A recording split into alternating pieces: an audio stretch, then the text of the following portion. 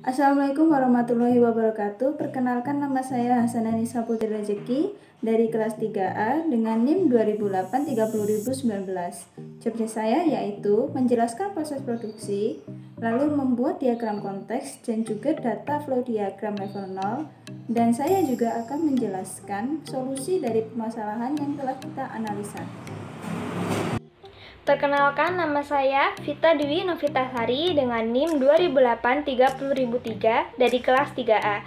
Job desk saya di sini adalah menceritakan jenis usaha produksi, menganalisis permasalahan dan kelemahan, serta menganalisis perbaikan.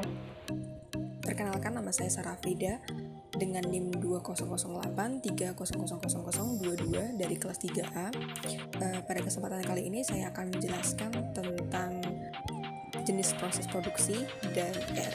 Industri manufaktur yang kami ambil untuk tugas ini adalah industri pabrik batako dengan nama pabrik M Batako, dibangun oleh Bapak Agus pada tahun 2015 dan masih berproduksi hingga sekarang, yang artinya pabrik ini telah berproduksi selama 7 tahun.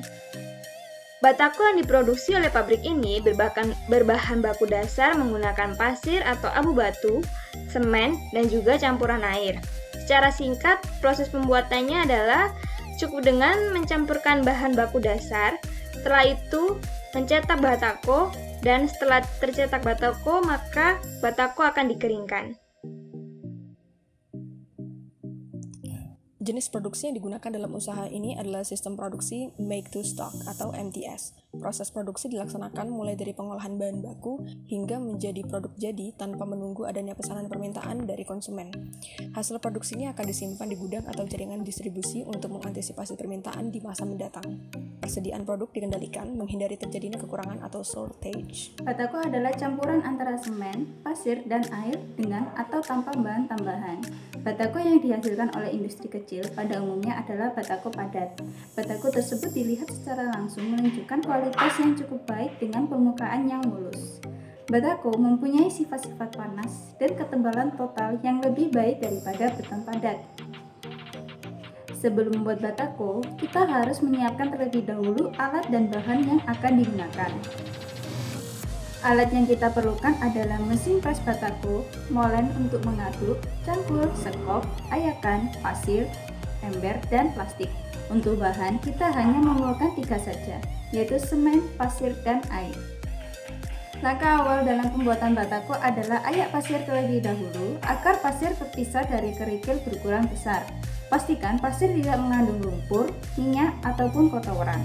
Apabila kondisi pasir terkena hal-hal tersebut, dapat mengurangi kualitas dari batako. Selanjutnya, masukkan pasir yang sudah diayak dan semen ke dalam mesin pengaduk, kemudian diaduk hingga tercampur rata. Setelah itu, tambahkan air secukupnya. Lalu aduk kembali adonan batako hingga benar-benar tercampur dengan rata. Adonan batako tidak boleh terlalu lembek dan tidak boleh juga terlalu keras. Jika adonan sudah bisa dikepal menggunakan tangan, artinya adonan sudah siap untuk dicetak. Adonan yang sudah siap untuk dicetak kemudian dimasukkan ke dalam mesin pencetak batako dengan menggunakan skop. Lalu tekan adonan batako hingga padat dan rata menggunakan lempengan besi khusus. Batako yang sudah jadi kemudian dikeluarkan dari cetakan dengan cara menaruh alas berupa potongan papan di atas seluruh permukaan alat cetak. Kemudian balik alat cetakan dengan hati-hati agar batako tidak rusak. Terakhir, jemur batako mentah dengan cara diangin-anginkan. Jangan dijemur di bawah sinar matahari karena batako akan mudah retak. Pada slide ini, saya akan membahas tentang permasalahan dan juga kelemahan. Pertama yang akan saya bahas adalah tentang permasalahan. Permasalahan pertama yang terdapat pada pabrik ini adalah pekerja pada pabrik ini tidak begitu banyak, sehingga penghasilan produksi batako dalam sehari tidak sebanyak pabrik-pabrik besar lainnya yang memiliki banyak pekerja. Lalu yang terakhir adalah tidak memiliki laporan penjualan dan produksi. Pabrik ini tidak pernah menyimpan data ataupun membuat laporan untuk produksi dan juga penjualannya. Lanjut pada bagian kelemahan. Kelemahan pertama pabrik ini adalah pabrik ini tidak memiliki data untuk bahan baku yang masuk, yaitu yang baru dibeli maupun yang keluar atau yang telah digunakan. Sehingga ketika akan menstok bahan baku, mereka hanya memperkirakan saja tanpa ada data yang pasti. Lalu yang kedua, ketika harga bahan baku naik, maka harga penjualan pada batako ini tetap tidak berubah. Yang artinya mereka tetap akan menjual harga pasaran batako ini dengan harga normalnya. Lalu yang ketiga, tempat pabrik M Batako ini terletak pada pedesaan, yang memungkinkan besar konsumen pabrik M Batako ini hanyalah daerah-daerah sekitarnya saja, sehingga penghasilan penjualan pabrik M Batako ini juga tidak begitu besar. Untuk solusi yang kami sarankan yaitu yang pertama, untuk penambahan pegawai agar mempercepat proses produksi dan menghasilkan produk lebih banyak lagi, agar tidak kalah saing dengan perusahaan kompetitor lainnya yang telah menghasilkan lebih banyak produk.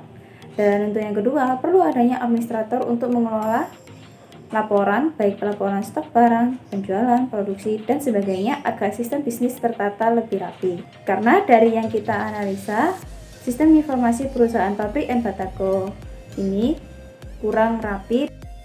Baik, sekarang saya akan menjelaskan tentang diagram konteks yang ada di bawah ini. Pada diagram konteks ini, saya membuat 4 entitas. Yang pertama yaitu supplier, lalu gudang, produksi, dan penjualan. Di tengah-tengah terdapat sistem informasi perusahaan pabrik M Batako. Sekarang saya akan menjelaskan hubungan diagram konteks supplier dengan sistem informasi. Sistem informasi akan mengeluarkan output yaitu order pemesanan yang akan diterima oleh supplier. Setelah dikelola oleh supplier akan mengeluarkan output bukti pembayaran dan itu akan menjadi input di sistem informasi perusahaan pabrik M Batako. Selanjutnya, sistem informasi perusahaan pabrik M Batako akan mengeluarkan output yaitu data supplier dan data bahan baku yang akan diterima oleh entitas gudang. Setelah dikelola, entitas gudang akan mengeluarkan output yaitu laporan persediaan barang. Selanjutnya, sistem informasi perusahaan pabrik M Batako akan menerima input dari entitas produksi yang berupa kebutuhan bahan baku. Lalu akan dikelola oleh sistem informasi dan mereka akan mengeluarkan output yaitu data penerimaan bahan baku yang akan diterima oleh entitas produksi. Selanjutnya, sistem informasi akan menerima outputan dari penjualan yang berupa order pembelian. Setelah dikelola, sistem informasi akan mengeluarkan nota pembayaran yang akan diterima oleh penjualan. Baik, sekarang saya akan menjelaskan data flow diagram level 0 dari sistem informasi perusahaan pabrik M Batako. Pertama, sistem akan mengeluarkan output yaitu order pemesanan dan akan diterima oleh supplier. Setelah dikelola, supplier akan mengeluarkan output yaitu faktur pembayaran, data nama barang, data harga barang, dan juga data stok barang. Faktur pembayaran akan masuk ke data store data faktur, lalu diteruskan ke sistem. Dan juga untuk data nama barang, data stok barang, data harga barang, dan juga faktur pembayaran akan memasuki data store yaitu data pembelian bahan baku. Dan itu akan diteruskan ke sistem informasi perusahaan pabrik M Batako. Selanjutnya, sistem akan mengeluarkan output yaitu data bahan baku yang akan diterima oleh gudang. Lalu setelah dikelola oleh gudang akan mengeluarkan 2 output yaitu data supplier dan juga laporan stok barang. Laporan stok barang akan langsung masuk ke sistem dan untuk data supplier akan masuk ke data store supplier dahulu, lalu masuk ke sistem informasi perusahaan pabrik M Batako. Lalu untuk entitas produksi akan mengeluarkan faktur pemakaian yang akan masuk ke data store data faktur dahulu, lalu diteruskan ke sistem informasi perusahaan pabrik M Batako. Dan juga mereka produksi akan mengeluarkan output yaitu data kebutuhan bahan baku dan akan diterima juga oleh sistem. Lalu setelah dikelola oleh sistem akan mengeluarkan output yaitu faktur penerimaan bahan baku yang akan diterima oleh entitas produksi. Lalu entitas penjualan akan mengeluarkan 2 output yaitu order pemesanan yang akan masuk ke data store data pemesanan konsumen dan akan diteruskan ke sistem, dan juga data nama konsumen yang akan masuk ke data store konsumen dan juga akan diteruskan ke sistem. Setelah dikelola, sistem akan mengeluarkan output yaitu faktur pembayaran yang akan diterima oleh penjualan. Pada ERD usaha Batako ini terdapat 5 entitas, yaitu yang pertama, entitas konsumen yang memuat nama, ID, nomor telepon, dan alamat. Yang kedua, entitas transaksi yang memuat nomor, jenis, tanggal, dan pembayaran. Entitas ketiga yaitu barang yang memuat nama, stok, jenis, nomor, dan harga. Yang keempat yaitu entitas pemilik memuat nama, ID, nomor telepon, dan alamat. Yang terakhir, entitas supplier yang memuat nama, ID, alamat, stok, harga, nomor telepon, pengiriman, dan pembayaran. Selain itu terdapat 5 proses, yaitu yang pertama, proses membeli. Proses membeli yang pertama ini menghubungkan antara entitas konsumen dan transaksi. Proses ini dilakukan oleh konsumen yang selanjutnya diteruskan ke transaksi, di mana semua data dari konsumen terkait dengan pembelian yang dilakukan disimpan. Proses kedua yaitu proses menjual. Proses ini menghubungkan antara entitas transaksi ke entitas barang atau gudang. Proses ini merupakan kelanjutan dari proses yang pertama tadi. Data pembelian dari transaksi kemudian diteruskan ke barang atau gudang melalui proses ini. Selanjutnya proses ketiga yaitu proses mengelola. Proses ini menghubungkan antara pemilik ke transaksi. Di sini pemilik berlaku sebagai administrator yang mengelola keseluruhan transaksi. Lalu selanjutnya supplier. Proses membeli. Proses membeli yang kedua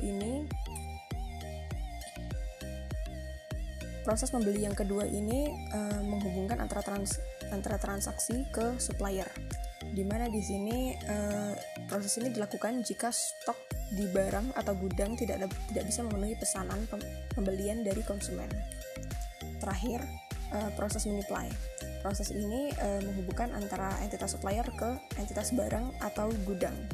Proses ini dilakukan oleh supplier dengan menyuplai persediaan bahan baku ke barang atau gudang. Di slide ini, saya akan menjelaskan tentang analisis perbaikan pembenahan. Yang pertama adalah Departemen Gudang Bahan Baku, yang seharusnya memang harus memiliki kendali dalam penyediaan stok bahan baku dan juga penggunaan bahan baku agar tidak asal-asalan dan menyebabkan kerugian. Maka di sini analisis saya adalah menggunakan sistem informasi perusahaan Batako sehingga penggunaan bahan baku akan dapat lebih efisien. Bahan baku juga akan dapat digunakan sesuai dengan kebutuhan dan pembelian bahan baku dapat lebih hemat serta teratur karena hanya akan menstok sesuai kebutuhan sehingga tidak menimbulkan kelebihan atau kekurangan bahan baku. Lalu yang kedua adalah Departemen Produksi. Dalam melakukan proses produksi, agar produksi berjalan dengan lancar, maka dengan menggunakan sistem informasi perusahaan Batako ini, proses produksi akan dapat berjalan dengan baik sesuai yang diinginkan, karena sistem ini akan membantu dalam pemakaian penggunaan bahan baku yang sesuai dengan takaran dan kebutuhan dalam pembuatan. Sistem juga akan menerima daftar bahan baku yang dibutuhkan dalam proses produksi, dan juga sistem ini akan mengirimkan bahan baku yang dibutuhkan sesuai dengan daftar yang diberikan. Yang terakhir adalah Departemen Penjualan. Penjualan merupakan bagian penting dalam melakukan usaha. Dibutuhkan ketelitian serta pengawasan yang benar, karena penjualan merupakan keberlangsungan untuk produksi selanjutnya. Dan dengan menggunakan sistem informasi perusahaan Batako ini akan membantu dalam mengawasi penjualan dengan baik, karena sistem ini akan sangat membantu sebagai perantara yang baik antara pembeli dan penjual. Dalam sistem ini, pembeli atau konsumen akan dipermudah dalam melakukan pemesanan, serta perusahaan juga akan dengan mudah menerima data pemesanan dengan jelas karena disertai nama konsumen, dan sistem juga akan mempermudah dalam melakukan pembayaran.